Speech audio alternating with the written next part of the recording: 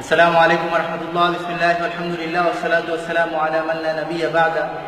শুধু দর্শক, এবারে আপনাদের সম্মুখে উপস্থাপন করতে যাচ্ছি কি করে পুরুষদের কাফন পরাইতে হয়।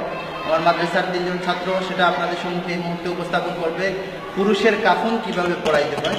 তো চলুন আমরা দেখব কিভাবে পুরুষের কাফন পরাইতে হয়।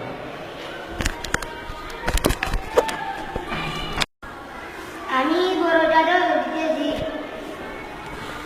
বড় চাদর যেটা আছে সেটা বিছানো হইতেছে।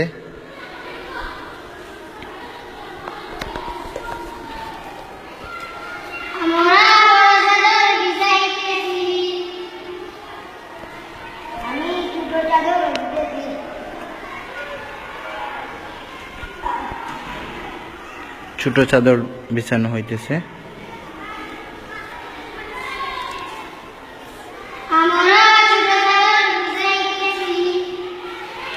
ছোট চাদর বিছানো হয়েছে। পুরুষদের কাফন তিনটা হয়ে থাকে, বড় চাদর, ছোট চাদর আর কুর্তা। তো কুর্তার দুইটা তো বিছানো হয়ে গেছে। কুর্তার দেখে এখানে আমরা দেখতেছি যে কুর্তার উপরের পাশ যেটা আছে সেই পাশটা বলে, নিচের পাশ যেটা আছে সেই পাশটাই বিছানো হইতেছে, দেখা যাইতেছে সেটা।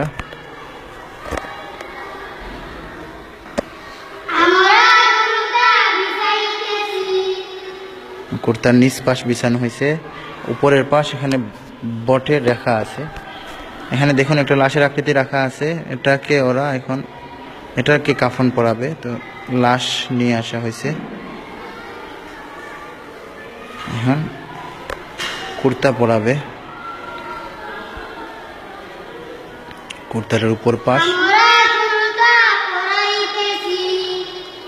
উপর পাশ টেনে নিয়ে গেল ওরা, নিয়ে এখন লাশের মুখ বাইর করে দিতেছে। তারপরে লাশের উপরে যে কাপড়টা ছিল সেই কাপড়টা এখন পিছন দিক থেকে টেনে টেনে ওরা দেখুন বাইর করে নিতেছে। তুমি একটু সাহায্য করো ওরে বাইর করতে। হ্যাঁ, টেনে টেনে বাইর করা হইতেছে। আস্তে আস্তে আস্তে আস্তে টেনে টেনে বাহির করতেছে।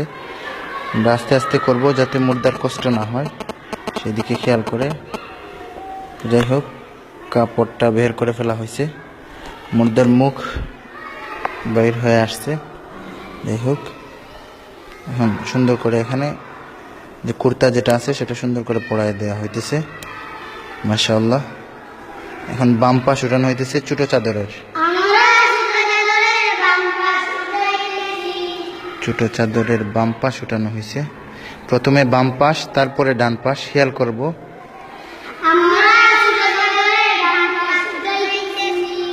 ডান পাশ উঠানো হয়েছে ছোট চাদরের।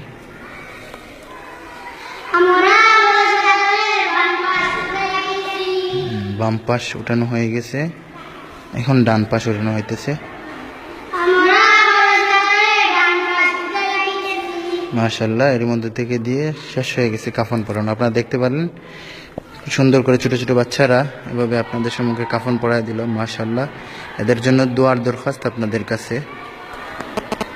জাযাকাল্লাহ খায়ের।